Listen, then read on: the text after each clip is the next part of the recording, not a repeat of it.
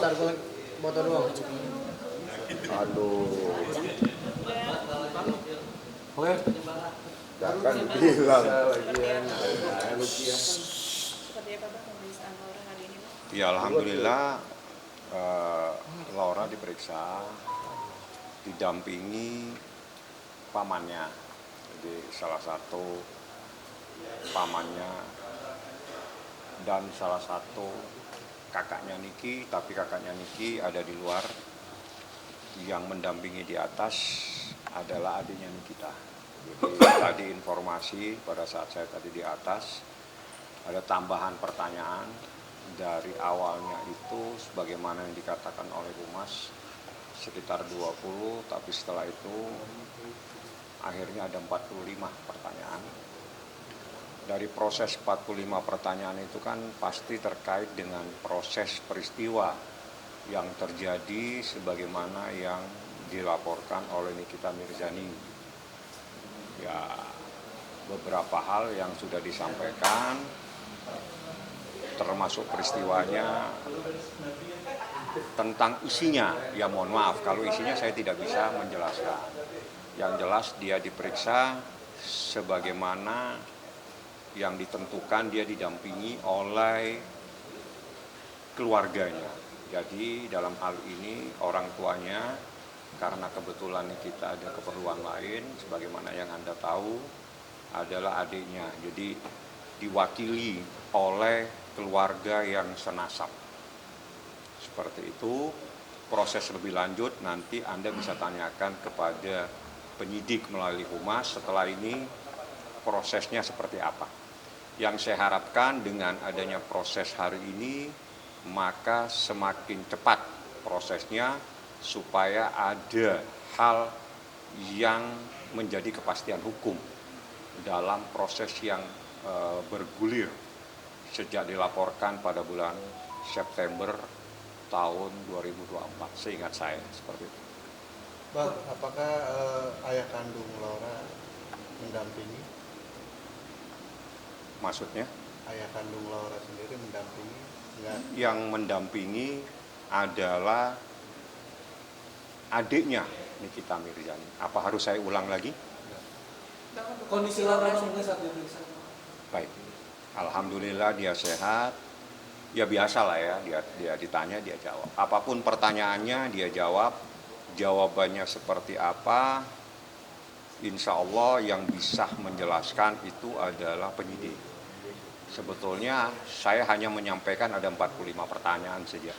Isi pertanyaan saya tidak boleh sampaikan karena ini yang diperiksa adalah anak di bawah umur seperti itu. Untuk komunikasi sebelumnya dengan Niki seperti apa Bang? Kalau itu saya tidak sempat bertanya ya, tapi tadi saya telepon Niki, kan kemarin dia bilang kalau sempat Bang saya akan datang, tapi setelah itu dia telepon, dia belum selesai syuting, dia berharap dari kakaknya si Edwin, dan setelah itu Edwin bilang supaya adiknya yang datang. Jadi ada 2 orang yang mendampingi sebagai perwakilan secara nasab, Edwin dan Lintang. Pertanyaan yang diberikan oleh penyidik kira-kira dari Lauranya sendiri menjawab dengan seperti apa? Ya, dia jawab, tapi isinya kan saya tidak boleh sampaikan ya. Tapi kalau seandainya besok Anda bertemu dengan penyidik diwakili oleh Humas, mungkin Humas bisa menjelaskan. Karena kan pun seandainya kita tahu ada batasan pada saat proses hukum terhadap anak di bawah umur. Jadi nggak boleh kita sampaikan. Yang jelas prosesnya adalah sah karena dia didampingi oleh keluarganya dari Laura, yaitu adalah pamannya sendiri, dan juga ada dari Dinas Perlindungan Perempuan dan Anak. Artinya proses hukum ini sudah sah terhadap proses anak yang bermasalah secara hukum, karena harus didampingi orang tuanya. Orang tuanya sudah diwakili oleh adiknya Nikita Mirzani dan kakaknya Nikita Mirzani. Seperti itu. Untuk kondisi dari Laura sendiri seperti apa? Apakah sudah stabil atau? Kalau saya bukan ahli di bidang membaca seseorang stabil dan tidak stabil. Coba mungkin Anda tanyakan kapan proses hukumnya. Kalau saya mencoba untuk menjawab itu saya masuk kepada ahli psikiater nanti. Saya ahli hukum. Bang, kalau bisa dilihat dari Laura, apakah ada penyesalan bisa kenal dengan PA? Kalau Anda ketemu Laura nanti Anda tanyakan. Karena saya tidak mungkin bisa membaca hati seseorang. Tapi dari 45 itu jawabannya Laura menguatkan laporan akan Niki atau seperti apa? Itu kan pokok perkara. Jawabannya nanti pada saat sidang Anda akan tahu semua apa yang ada di dalam jawaban tersebut. Karena nanti pada saat proses, saya berbicara proses ya, saya tidak bicara perkara ini. Dalam sebuah proses di pengadilan ada yang namanya berkas perkara. Berkas perkara itu terdiri dari pemeriksaan para saksi semua dan juga dilampirkan barang bukti. Nah, di situ apa yang saksi sampaikan, jelaskan, terangkan, semuanya ada secara lengkap. Nah, biasanya berkas perkara itu akan diterima oleh terdakwa karena itu diminta dan itu sesuai dengan aturan KUHAP. Jadi tidak ada yang bisa ditutupi dan tidak mungkin ditutupi karena berkas itu akan berbicara. Saksi A misalnya akan menjelaskan seperti apa, saksi B akan menjelaskan seperti apa, itu semuanya ada. Kalau saat ini saya ada larangan karena yang menjadi pihak atau orang yang diperiksa subjeknya adalah anak di bawah umur. Jadi saya tidak bisa menyampaikan. Yang bisa saya sampaikan, saya ulangi 45 pertanyaan. Bang, Laura sendiri masih di atas apa sudah kembali ke rumah aman? Saya coba akan cek nanti. Yang jelas tadi pada saat proses penandatanganan, saya langsung diberi informasi, saya harus menyampaikan kepada teman-teman semua, prosesnya sudah selesai, lebih lanjut saya harus mengecek lebih detail seperti apa. Oh, tapi bisa bertemu atau tidak bang? Kira-kira bang? Siapa? Kalau saya bertemu. Dengan Laura kan? Kan anak di bawah umur. Kira-kira Anda yang lebih tahu lah. Kadang Anda juga memoto, Anda kasih tutup mukanya. Betul. Artinya teman-teman wartawan ini lebih pintar bagaimana menghadapi anak di bawah umur. Jadi nggak perlu ditanyakan karena Anda jawab sendiri. Abang setelah Laura ada... Nah ini bagus pertanyaannya. Tanya ke Humas ya. Bagus pertanyaannya. Tapi kalau saya yang jelaskan, saya jadi penyidik nanti. Udah ada informasi dari penyidik ke abang, maksudnya ada lagi yang dipanggil dari pihak ini? Kalau saksi lagi, sepertinya tidak. Cukup ya bang ya? Sepertinya tidak. Tapi kalau ada pihak, nah itu tanya, siapa itu, kapan? Untuk Laura sendiri cukup artinya?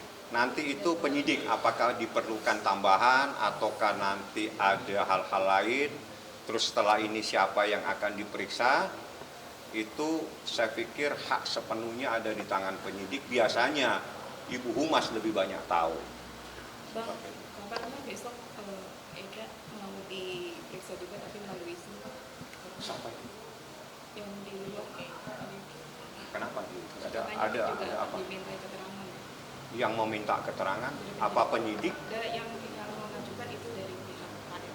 Nah, terus Enggak, abang udah tahu info tersebut. saya nggak tahu caranya bagaimana. Iya Zoom kabarnya. Biasanya yang memang sidang perdata. Memang ini sidang, bukan?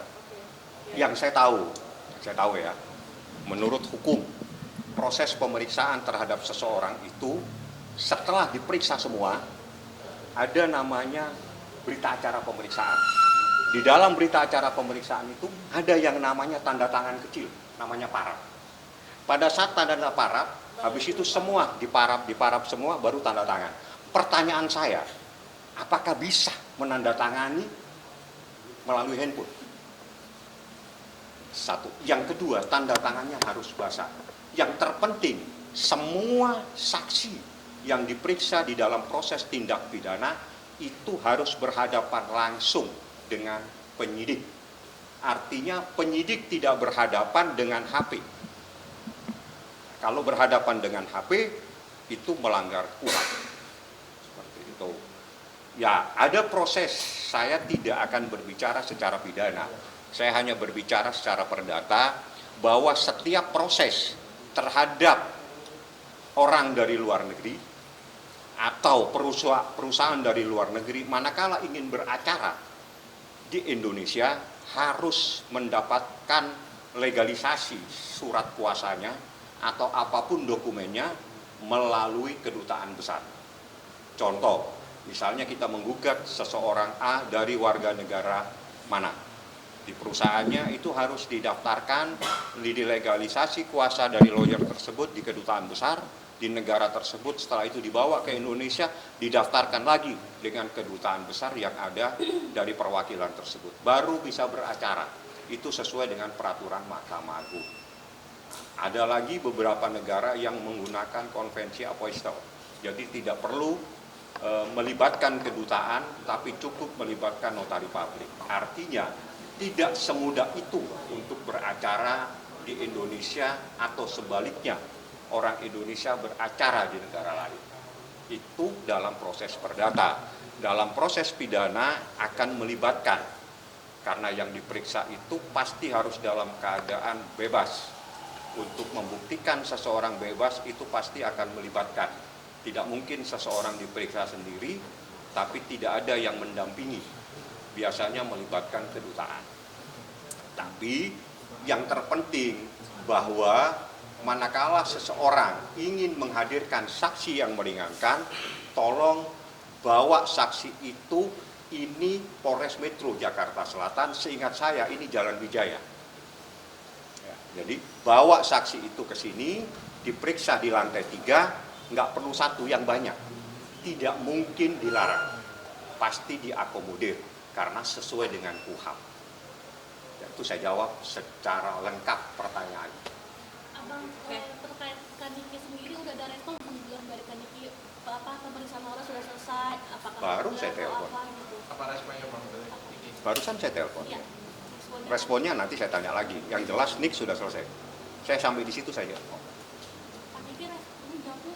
Ya saya kan nggak pakai telepon, masa telepon lihat respon? Enggak. Didengar suaranya, iya. Mendengarkan. Suaranya saya dengar. Kalau respon harus ketemu sama Niki saya. Iya. Apa- Nanti saya ketemu saya lihat bagaimana jawabannya dia udah selesai, Bang. Ya udah selesai nih, ada 45 pertanyaan. Kedengarannya alhamdulillah lega atau seperti apa gitu. Nanti saya tanya lagi. Tapi saya tadi telepon Nik udah selesai dan saya akan ke atas lagi habis ini. Bang, berarti ini Laura akan dibawa lagi kembali ke rumah aman? Pasti. Karena sejak saat itu dia memang dibawa perlindungan Dinas Perempuan dan Anak. Jadi seperti itu, Dinas Perlindungan Perempuan dan Anak. Ini untuk beberapa kali sih Laura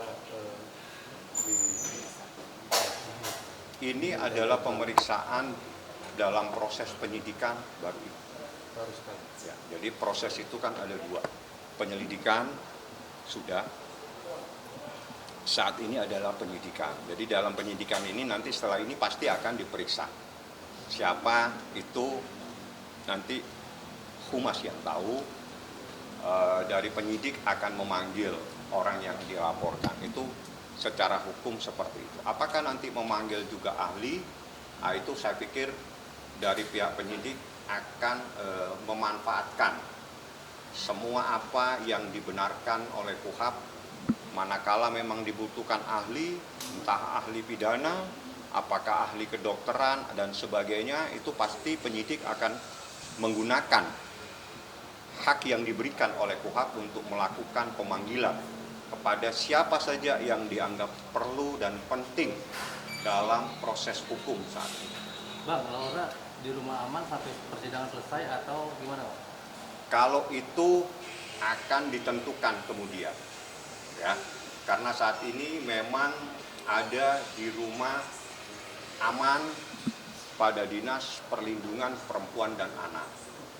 Dan juga saya sudah ulangi kembali, saya ingatkan, saya sama Nikita Mirzani pernah ke LPSK dan itu saat ini masih dalam proses untuk melengkapi beberapa keperluan-keperluan, dan itu sudah disampaikan oleh penyidik keperluan apa yang diminta, termasuk adalah keterangan dari ahli.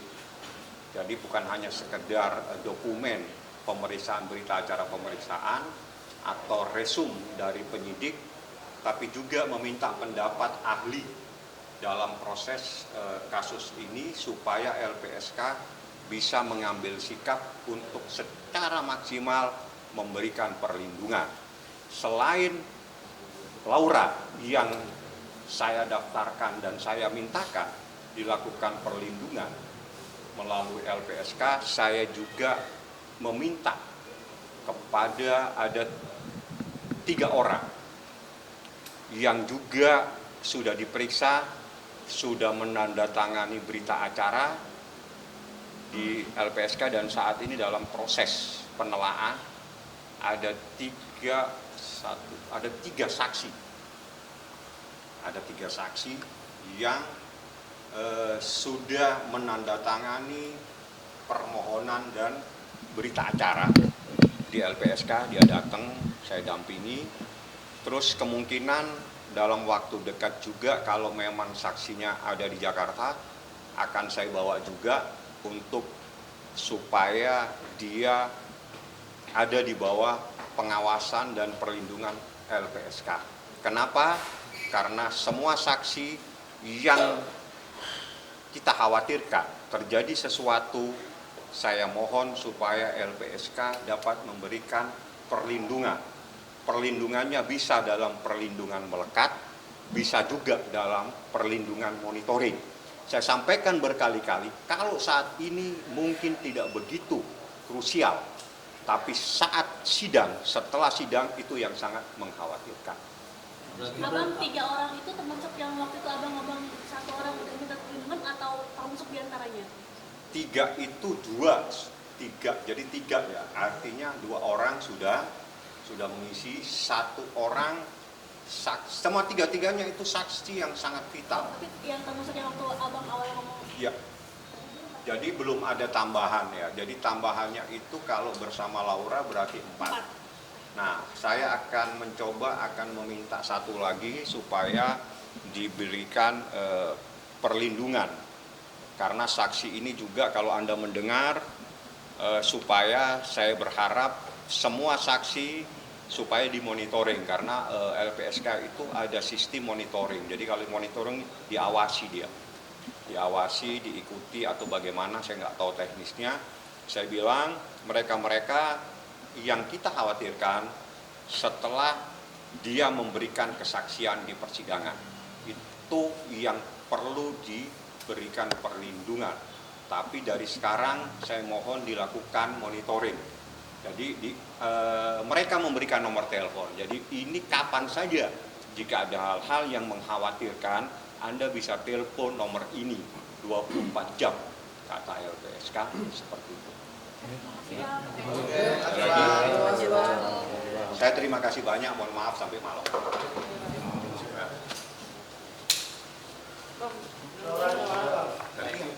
belum. Enggak, itu kabel kita kabelnya. Ada tambahan?